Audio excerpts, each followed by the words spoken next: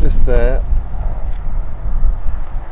that line up, that road going over the hill in the distance is a Roman road, and that's coming from Morgan's Hill, which is that hill in the distance, and it's going to Silbury Hill, which is behind me, and further goes on to Kennet, which is Marlborough. I'm having a bit of a walk around in the Avebury area. I'm just south of Buckhampton, which you might know as a roundabout. There is a village hidden by trees, and a footpath that leads up to here. This is where the footpath crosses a Roman road, the course of a Roman road. There's some nice rocks to the side of me, which I would like to think was the Roman road crossing this path. There are no other rocks like it on this path so far, and it is online. I'm hoping it is. It'll be a nice little bonus for this walk. But what I'm trying to do today is to show the connections between things in this landscape.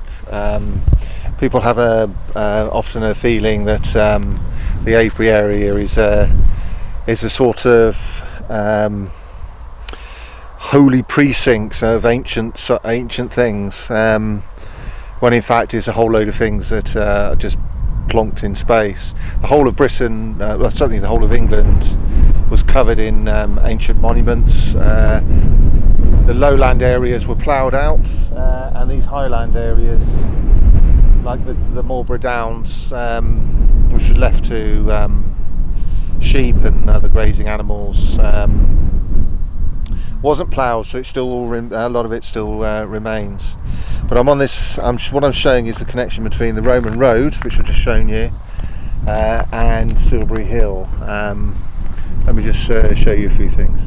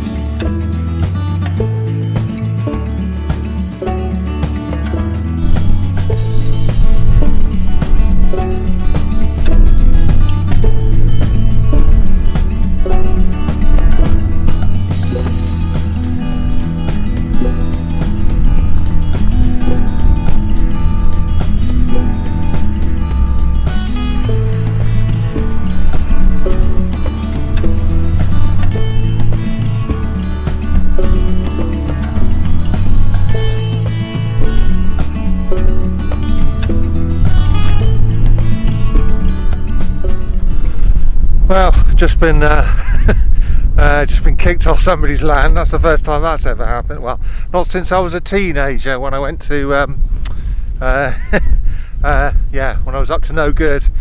So that's the first time I've been kicked off land on a World Heritage site, but never mind.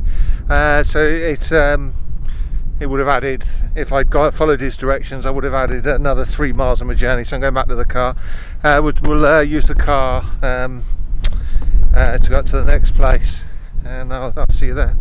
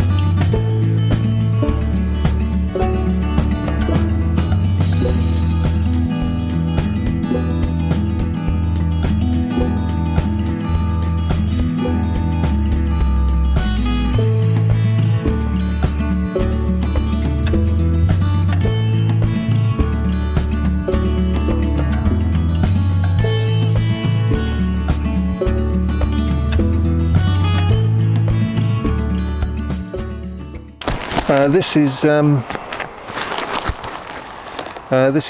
Swallowhead Spring, and it's been, I think it's a Victorian construct, an idea. There is talk of certain folk things going on here in the last couple of centuries, but I think this is mostly a construct. And as you can see around me are various neo-pagan ceremonial sort of self-help therapy things going on, ribbons and symbols and placing of stones and so on. So I mean, this sort of thing wasn't around when I was growing up. It's sort of a new, but I think the spirit of the place is trying to knock me senseless with a piece of ribbon around my head. But anyway, it wasn't around when I was growing up, but there were, you know, a few stepping stones and things. But what makes it, certainly look at it with new eyes, is the fact that this is part of the could be argued as one of the sources of the River Kennet, which comes essentially, is very important to Avebury because it goes through it, and Silbury, and various other important places like Cunetio, which is probably named after the Kennet, or the other way around. But what makes this interesting is the Roman settlement that they found to the left of us, and when you realise the sort of rocky spring there is up here, when you realise right next to us is a Roman settlement, you start to look at things slightly differently. Well, I do anyway. So my interest is piqued. There's nothing, obviously I can't dig it, or there isn't very much to read on the matter, but it makes you look at the place slightly differently. It could have been important in our prehistory or early history. But anyway, it's on the way from Silbury car park to West Kennet Long Barrow, so I thought I'd stop off here.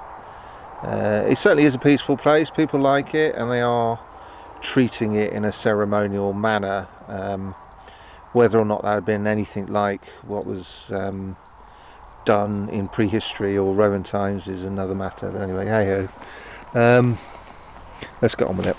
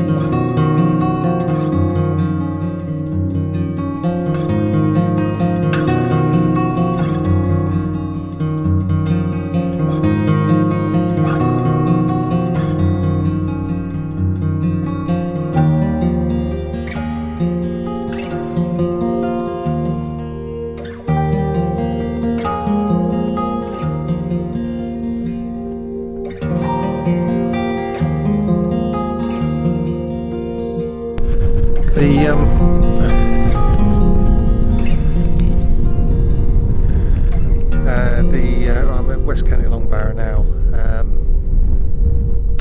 and it is an impressive monument. It is 5,500 years old, and much has been said of its communal nature. It's all over this landscape. There are round barrows, which are essentially late Neolithic, early Bronze Age. Late Neolithic, Bronze Age burial mounds, and they tend to be, at least initially, made for one person. Well, here we've got, the board says 46 people in there, over a 1,000-year period, and it was closed, probably by a lot of arguments been had about whether or not it was just a new culture or new people, and thanks to DNA analysis we know now it is very likely to have been a new people. The people who were here before the Bronze Age people came were 90% of them disappeared, so it looks like they closed. They may very well have closed it out. It was closed, rubble filled. It was filled with rubble, and on top of it was a beaker, a Bronze Age piece of pottery, which is pretty interesting in itself. But we don't know whether they were, it just looks like the old technology was, the old rituals were over, and it was now time for a new set. It doesn't necessarily mean it was warfare, but there was a population replacement of some sort.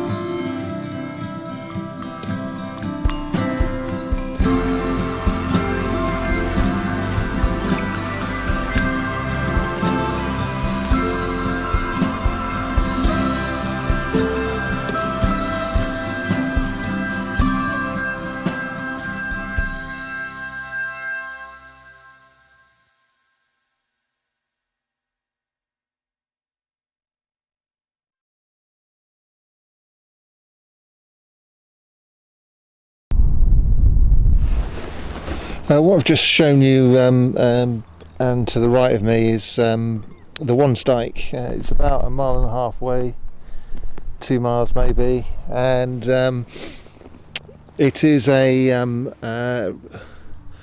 sub-Roman, post-Roman fortification from about probably the 6th century. probably to repel the Anglo-Saxons. And it's a huge earthwork, cuts across the middle of Wiltshire, what may very well have been the top of Wiltshire in those days, and cuts straight across, or the political equivalent of Wiltshire of the time, and cuts straight across the top of Somerset towards Bristol. Probably 50 miles. But anyway, yeah. So what is it? So all of the things that I've shown in this video are not related, but are some of them, as a whole, they're part of a really important heritage, ancient landscape, some of which is ritual, some of which is political, and some of which is just the needs of transport and economic, materialistic. So the Wansdyke's got nothing to do with this Neolithic long barrow. That's to the south of us, and its ditch points north, so it's defending against the north. So if it really loved this, if the people who built that really valued this landscape, they would have defended it.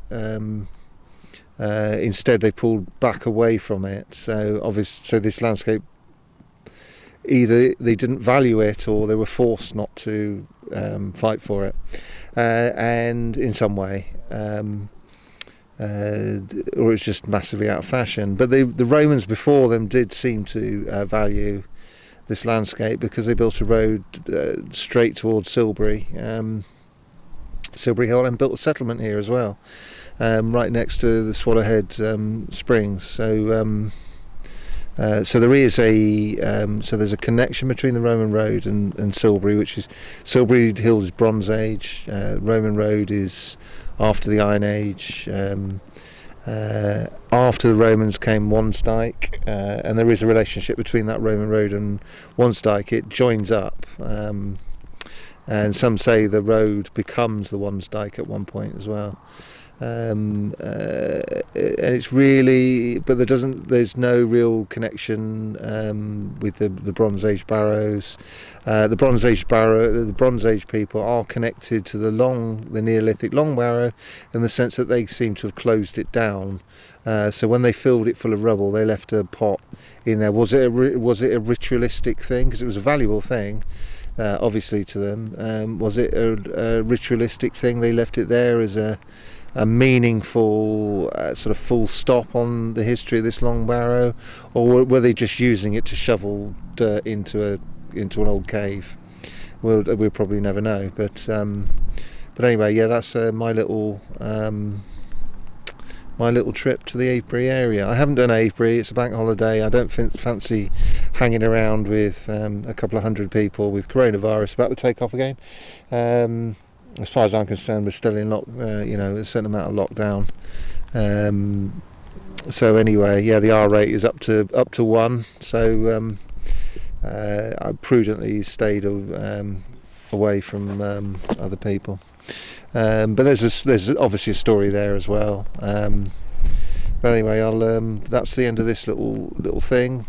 I shall see you on the next one. Ta-ra for now.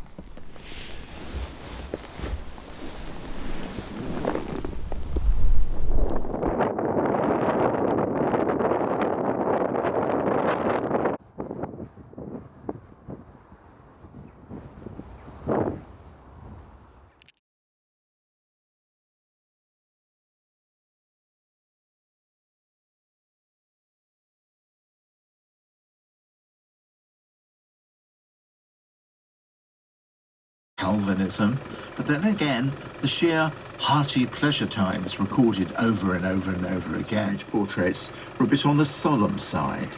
Faces of both husband and wife frozen. Fountain plays, the sky is blue, the clouds are just fluffy.